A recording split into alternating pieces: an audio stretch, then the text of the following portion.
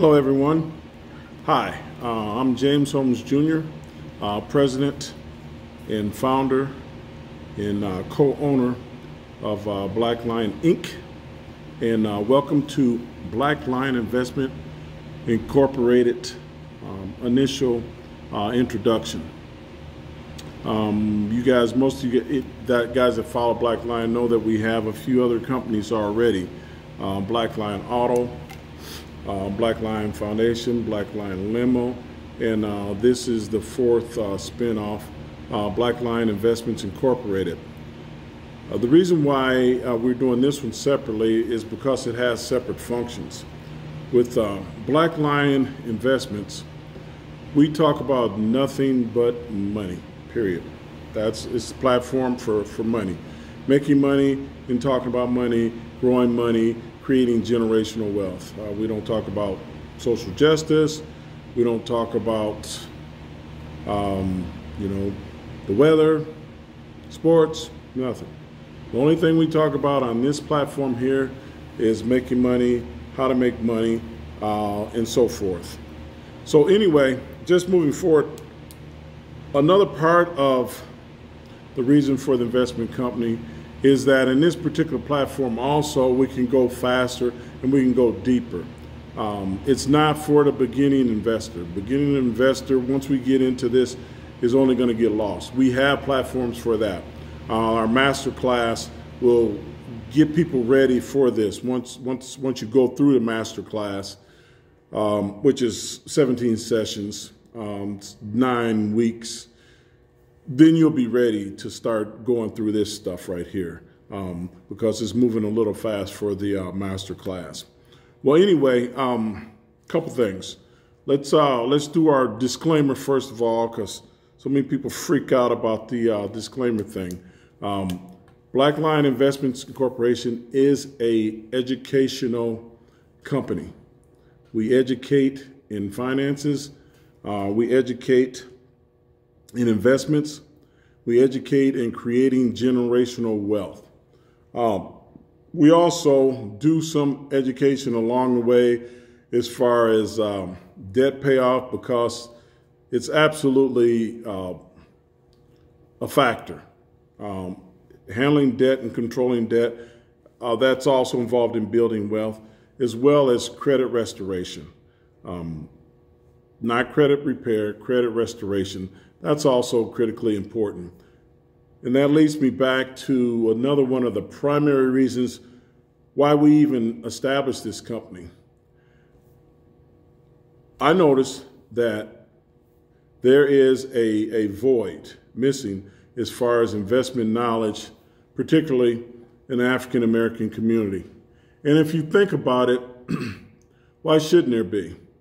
Okay, why shouldn't there be? Because there's really no one, for the most part, to actually give them adequate and professional information as far as education. You'll have a few people on YouTube, and that's about it. But as far as like the professional brokers and things like that, they don't talk to you. They really don't. And if they do, the only thing they're trying to do is separate you from your money. Black Lion Investment Corporation is not a RIA, Registered Investment Advisor. And so what we do is we give out information to educate you, to get you up to speed. We do not hold money here. We do not keep your money here. We don't touch your money here at all. So anyway, let's move forward. Just cover some basics so that in future discussions, as well as presentations and so forth, this is already covered. Just some generals about me. I have worked in finance for over 35 years in various forms of finance. Got my teeth cut with Merrill Lynch, and I am very, very grateful because that education that I got from them is lifetime. It's lifetime. Because once you get a good, solid educational base in finances. From there, it's just a matter of keeping up with the changes and so forth. I actually started with Merrill Lynch back in 1991. And the cool thing about it, I was just talking to one of my buddies recently about that, is that back then, they really, really, really invested quite a bit of money in us. And I still appreciate it quite a bit. I mean, I was sent to Princeton for actually a couple years, and I'm forever grateful. Back then, it was like there was no expense spared, none at all, none at all. So I'm grateful. Now, what happens is there's not very many of us exposed to that, and the few that are exposed to it, we don't bring it back into the community. Let's just call it what it is, okay?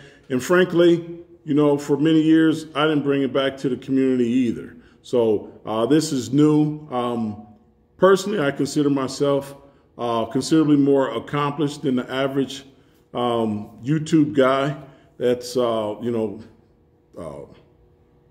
and don't get me wrong, I'm not stepping on any feet because actually some of those guys, I kind of like where they're coming from. But for everyone that's credible, there's 10 that's just out there in left field somewhere. So anyway, that tells you a little bit about my background. Now, as far as my philosophies, I am a baby boomer, okay? So, you know, do I have some interwoven things as far as protecting investments? Yes, and I always have some. So am I like ultra aggressive? No, I'm not. But I'll tell you something else about that, though. My thinking has changed. The paradigms have changed as far as I'm concerned, as far as asset allocation, proper portfolios, risk tolerance, things like that. Because back in the day, if your risk tolerance was conservative, then you pretty much had roughly maybe 60, 65% of fixed income, various bonds, bond funds, muni bonds, corporate bonds, treasuries, things like that mixed in. And then with that, you'd have, you know, some equities, ETFs, mutual funds, and so forth. Maybe, I doubt it. If you'd have a little bit of REITs and maybe UITs and so forth. But it was real conservatively set up because on the fixed income investments, I mean, you shouldn't lose money. I mean, because on the bonds, you got the coupons, plus you got whatever, you know, other yield that you're getting from that, depending on what's going on with the market and so forth and when did you buy it. And so forth. I mean, if you bought it at issue, then you're going to get your straight coupon and, you know, no ifs, ands, and buts unless, you know, you got something that's fairly high risk. But the ones that we were dealing with, I didn't really see any bonds really default. I mean, as far as high yield bonds, I've never had a whole lot of dealing with that. But anyway, getting back to that. So, and then let's just say if your risk tolerance was moderate, then, okay, maybe you got, 40% fixed income, 60% other, and so forth. And then if it was aggressive, then you still had 25 to 30% fixed income. Okay, personally, right now, I don't know why I don't hear that much about it, but as far as I'm concerned, I see no reason to have really any fixed income at all. I mean, unless you're 70 years old and you have no risk tolerance whatsoever. That's the only way, because the treasury yield right now is somewhere around like 1.7 for the 30-year treasury. And I mean, inflation is more than that. And so my point of it is that I've gone away from that. So you won't hear me talk about fixed income much at all, because I personally, actually, I think it's almost irresponsible if somebody's really trying to grow their investments. I'll tell you, in the way that I see it right now, is I see it as fixed income being replaced with, derivatives, things like that. Used to be a bad word things like crypto and so forth. And some options and so forth. And then you go from there. So if your risk tolerance is high, then obviously you're gonna have some of your ETFs still. And to me, the ETFs are the conservative things. Your S&P 500 ETF, to me, that's steady. The only way you really lose on that is if you sell. Okay, so even after the bubble in 2008, when the market just took a really deep drop, the only people that lost money there are the ones that sell, which also leads me back to this, because this has always been a pet peeve of mine. I don't know. It's just always been a pet peeve of mine, is that the herd mentality of most people. I think it's almost human nature in some regards, but the herd mentality of most people. Okay, how do you make money in the markets? Really, it's not that complicated. Buy low, sell high, right? Okay, what are our natural instincts? For most people that their natural instincts. Buy high, sell low. I'll tell you exactly what I mean.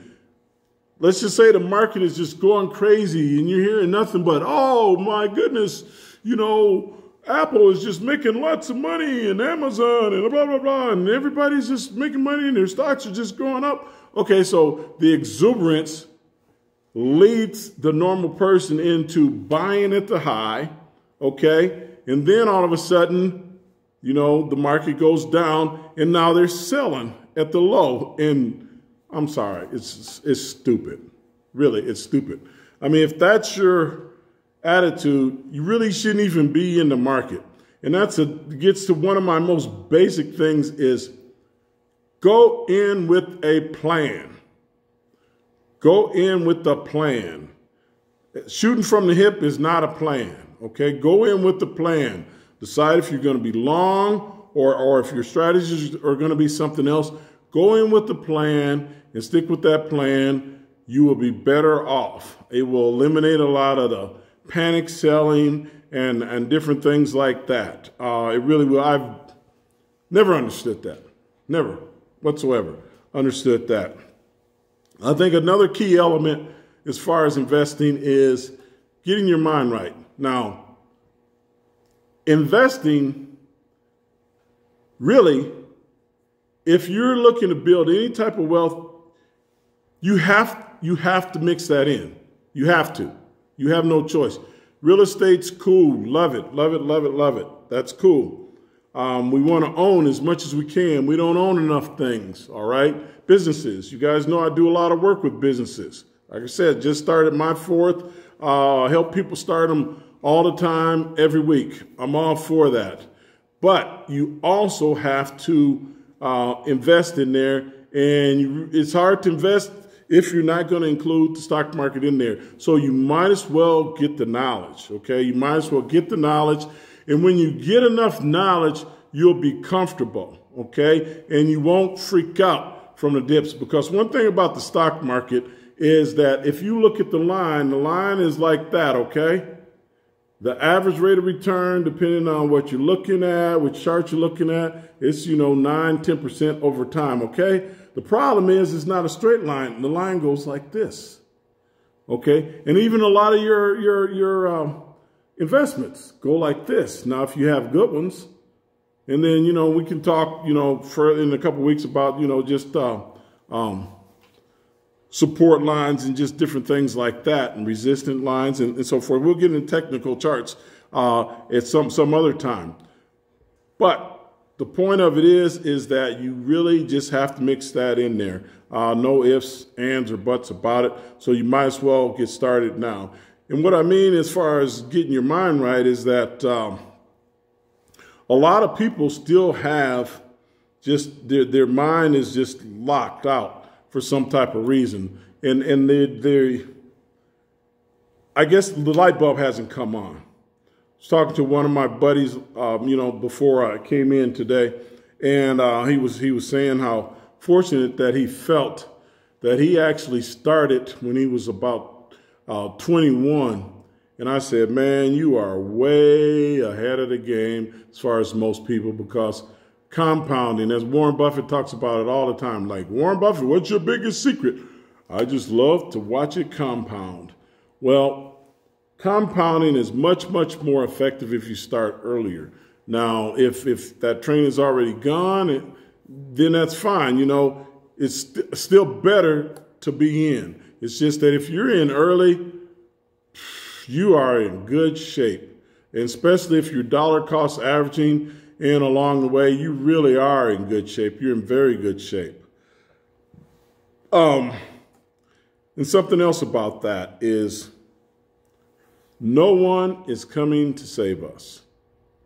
No one is coming to save us. And so we're going to have to decide, do we want to sit there and have somebody give us a fish, or do we want to learn and go how to fish for ourselves? So I think the answer there is quite obvious. You know, the oppressor is never going to teach the oppressed. Never has, never will. They're never going to teach you. You know, the lion is not going to teach the gazelle how to get away. He's just not. And the biggest step really is getting started. So really, if you're listening to this, give yourself a hand, because you're actually getting started. You really are. And I think one of the things that slows some people down is because investing can seem complicated. And you know what? Sadly, it's designed to be that way. It's designed to look complicated, so you'll do one of two things. One, either not try at all, or two, just go to your local broker and help put money in his pocket, because there's not too many of those guys around that are giving you guys advice that's not warmed over 7 or 8 times. You know, before everybody else is taking their profits, then maybe you might get a little bit of what's left over. It's like, you know, you know, cocaine or something, and you cut it and cut it and cut it and cut it. And after a while, it's just, you know, not near the same as what it was initially. So get that education. You know, you guys listen in on this, and this will be of some assistance, but study on your own too. And some of the things that we give you are places where you can go and you can look and you can study and you can learn and so forth. And also, don't short sell yourself. Don't short sell yourself. A part of it is using your discernment. You know, and the majority of you guys out there, you don't have pretty good discernment.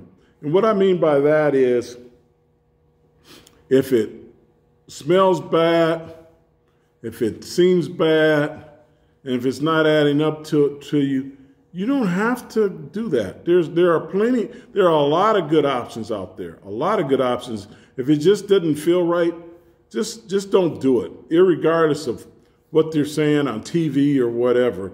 You know, just don't do it. And you guys might have heard me talk before, but a lot of times when they're recommending stocks on TV, a lot of times it's because their hedge fund has already made big positions in that stock. And then after they made big positions in the stock, then they tell you about it, you know, or even worse, sometimes they're looking to come out of it, you know, and they're looking to come out of it. Then they tell you about it, and then they can just kind of slowly move out of it, and it's not as obvious. Whatever you do, get a discipline planned, you know, as far as what you're going to do. I'll give you an example. These are my base philosophies, personally, okay? Personally. Let me read this disclaimer again. Now, I'm going to read the full thing this time. Black Lion Investments Incorporated is dedicated to helping you understand the world of investing, removing any fears you may have about getting started, and helping you understand many different investments and strategies. What we're trying to do is we're trying to even the knowledge regarding the wealth disparity. Our goal is to help you take control of your financial well-being by delivering solid financial education and responsible investing strategies. However, the information contained on our website, YouTube channel, Zoom, blogs, podcasts, and other media outlets is for general information and educational purposes only. Black Lion is not a registered investment advisor. This information is not intended as a substitute for legal or financial advice from a licensed professional. The business of investing is a complicated matter that requires serious financial due diligence. You are advised to seek the services of qualified, competent professionals prior to engaging in any investments that may impact your finances. Be careful with your money. Only use strategies that you both understand the potential risk of and are comfortable taking. It is your responsibility to invest wisely and to safeguard your private information. Black Lion Financial will never ask for your personal or financial information. All right, moving on. Some of my core philosophies. One is I invest long term. You have investors and you have traders. Okay, do I trade some? Yes. Will I teach some of you guys how to trade some? Yes. We will do that. Okay, even options. You know, we'll even use some option spread strategies. Okay, but that is not what I do on a daily basis, and that is not the main thing that I do. Excuse me. Primarily, I am a long-term investor, and so the majority of what I do is in long positions. Also, you guys know how I feel about the discipline plan. That is an absolute must. And I believe in hedging my risk. So even though I can do some things that can start to get a little bit on the aggressive side, I'm still hedging all the way up. I'm hedging and I'm profit taking. And diversification always. Always, always, always. If we're having a conversation and you're talking about not diversifying, we can't even talk anymore because I just won't flex on that. I mean, that is your safety net, is your diversification. That is absolutely your safety net. And asset allocation is wonderful too. And diversify in all the different manners and ways that you can. And basically what that does is if something just really bottoms out, then other things are what's holding you up. Don't get greedy. Pigs get fat, hogs get slaughtered. You know, a common mistake that people make is things are going well and they get greedy. And then once they get greedy, boom, they get smashed. I promise you guys, there's a bunch of old school whales out there that love to just smack you around like that when you start getting greedy and you start getting stupid.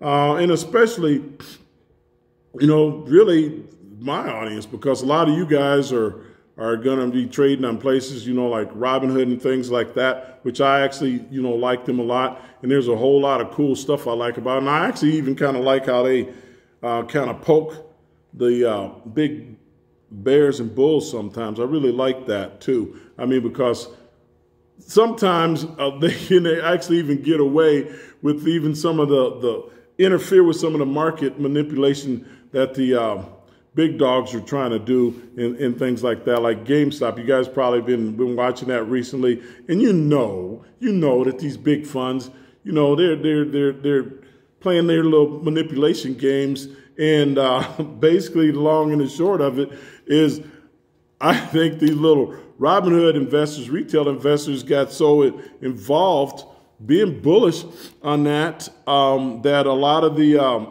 big boys, they had a short squeeze in margin calls, and that is funny. That is really funny. How do little guys put a short squeeze on big guys? That is funny. And so some of those guys had to go back and they had to spend a lot of money reinforcing their positions, which to me is funny. Is that going to happen all the time? No, because I promise you, they're laying in the weeds, just waiting for the chance that they can just spank you. And it could be coming up. It could be, because where the market is right now, it's pretty high. So, I mean, there's got to be some type of correction at some point. We don't know how deep, how long, we don't really know exactly what this economy is going to do with COVID and so forth. As far as I'm concerned, it's already gone on longer than what I'm happy with. And that's going to affect things. Now, once COVID is under control, oh man, I think the sky is the limit on the market. Also, I'll tell you what, if nothing else, you know, it's great time to have just something in reserve so that if something does happen, we can't predict it, okay? But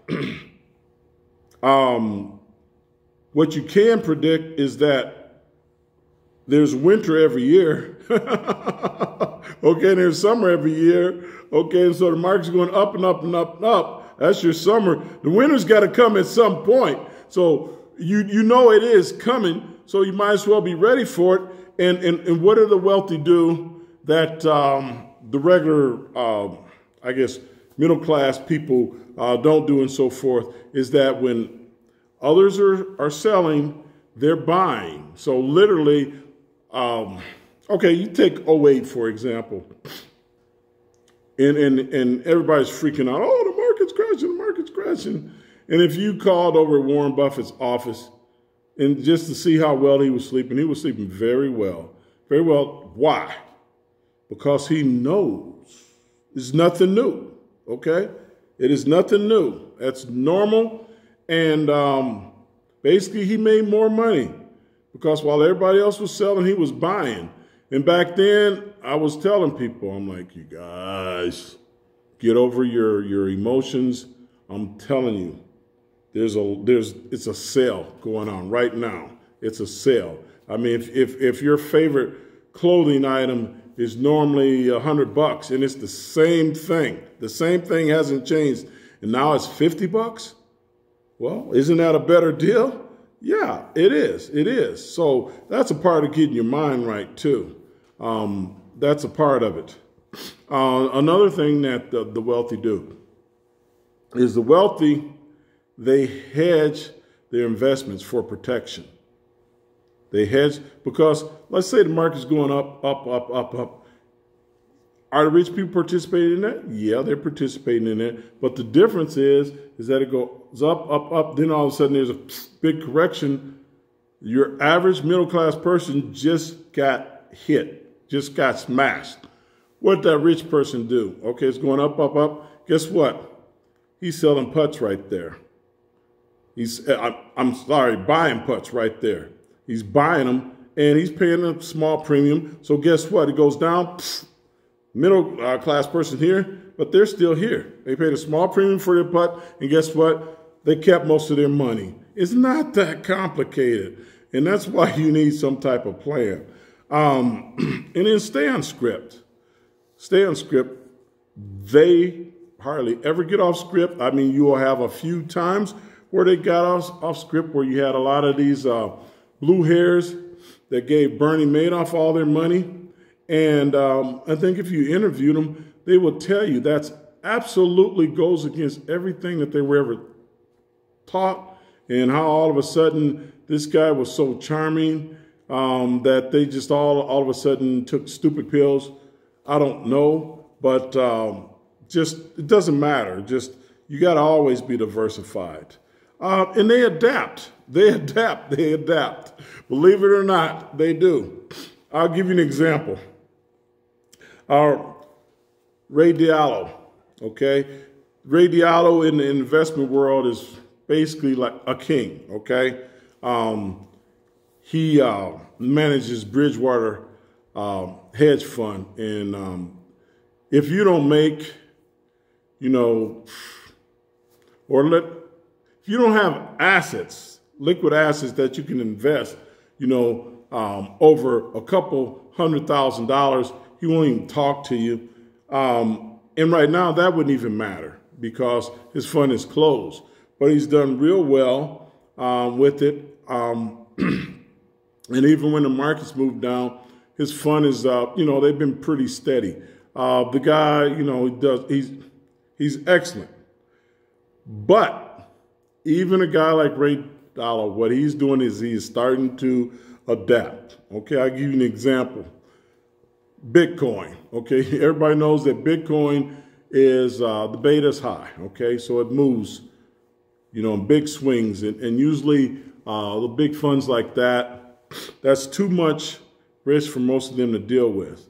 But he actually said this. He actually said this recently. He said that Bitcoin can be a gold-like asset alternative. And that's big news for someone like that to say that. Now, the loyal Bitcoin followers, they've been saying that all along, and they haven't been proven wrong. But still, that beta is so high, but a whole lot of interesting things are going on with that, and we can spend all kinds of time on it. Something else cool that's going to be happening is that on a weekly basis, we're going to be zooming in with my friend Sadia Wright, and she's in Charlotte, and so we'll be zooming together on that, and we'll be hamming and egging it and so forth and that's going to be a lot of fun. And the cool thing about it is she brings a lot to the table. She's been on Bitcoin for quite a while. I mean, she was on it when I didn't even know what it was. I'm like, what, huh? And then I started reading about it and studying, and I'm not going to lie to you, it took a little while for it to click, but she was on that way earlier. She's quite a bit younger than me. So that's the cool thing about it, is that you have the boomer mind, and then you have a little younger mind too, and she's sharp. She is probably as renowned on credit as I am. I mean, and I've worked in that field so many years. I feel like I know it frontward, backwards, upside down. So she's really renowned on that because she spent a lot of years in the mortgage industry and so forth. She's a crypto expert and just other things. She's just really sharp, and I think you guys are going to enjoy listening to her. I know that I will be. So anyway, let me share with you things that I'm holding right now, at least my top holdings. When I have more time, I can go into why I like them. I'll just give you a list of what I'm holding now, and some things that I have on my wait list that I would love to buy on dips. So current holdings, Shopify, all of those businesses like that, Shopify and Square. Oh man, I love them, love them, love them, love them, love them. Telray, cannabis business. Alibaba, big, huge, multinational Chinese company. As long as Jack Ma stays alive, I just love that. I love it. Google, I mean, it's kind of like the big warship. I mean, I could tell years and years and years ago when they were collecting all this information, I'm like, these guys, they know something, they got it. And that's, to me, that's one you just hold forever. PayPal, that gets back to those other services, and I'll tell you, they're only going to get bigger and bigger and bigger and bigger with a lot of the services that they have. Roku, like that one. Walmart, I'm going to come back to Walmart store here in a little bit. Amazon's kind of like that. Amazon, Walmart, Google, they're like kind of just the steady rocks of your portfolio. So when you got something else that's swinging up and down, like Alibaba, they can make some swings, but I love them. Telray, since it's cannabis, they can, but with Democrats in now, oh man, I think cannabis is a good place to look, you guys. So just start studying those and researching them. Johnson & Johnson, I like them for several reasons. One is I just have a good feeling about what they're coming out with now. We'll see, because their actual, the little thing for, I don't know why cat's got my tongue now, but it's unlike Moderna and so forth, it's only one use. And they're not betting big on it either, which I like. Couple cryptos I have. a fair position in Bitcoin and a small position and Ethereum. Getting back to the Walmart thing, is that before I mentioned to you, is that we don't want to try to get so smart that we get dumb. And you got certain companies like Walmart, they're not going anywhere. They're not. They're not. Walmart started in Arkansas, headquarters in Bentonville, Arkansas, and I was a financial consultant in a Little Rock office, Merrill Lynch, back in '91, and I saw a lot of people become millionaires on paper by doing nothing but buying Walmart. One of my favorite stories is this Danny McAllister story of this guy who was working at Walmart. He's just a regular worker, regular hourly worker at Walmart.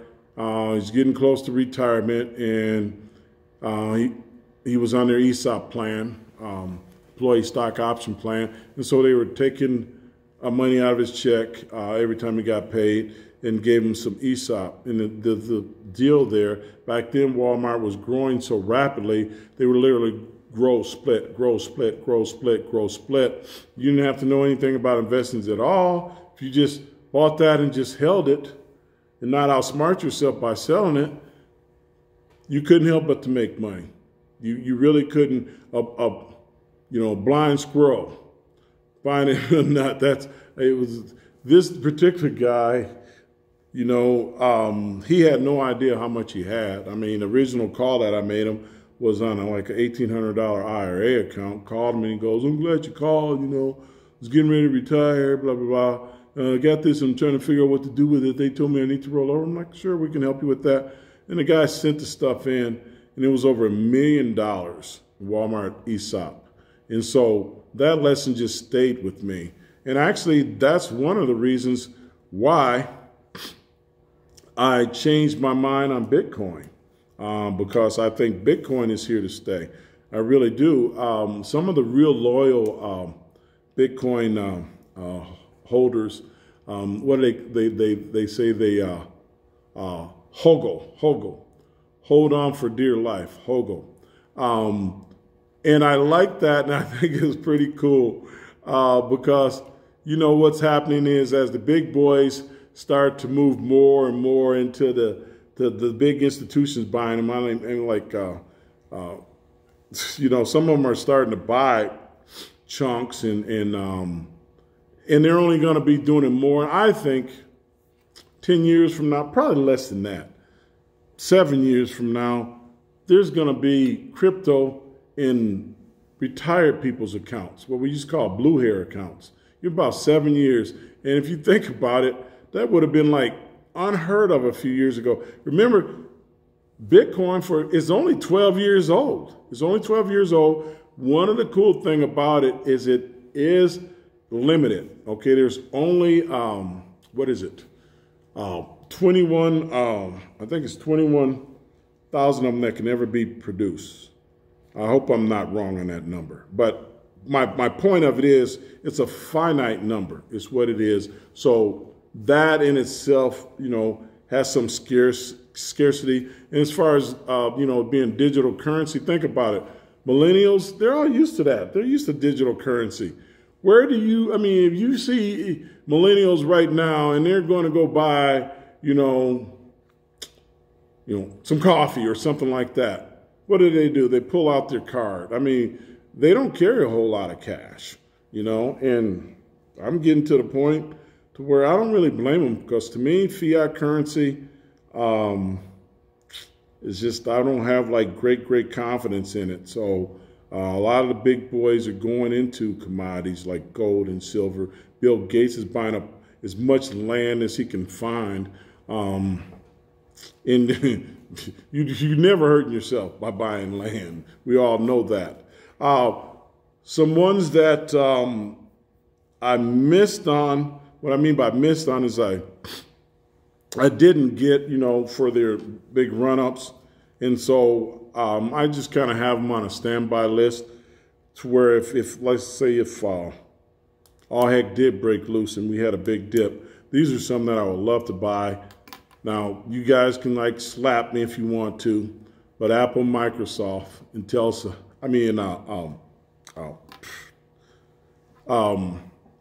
I missed the run-ups on those. Tesla, that's what I meant, Tesla. Missed the run-up on them, and it's all real obvious, but, you know, can't buy everything.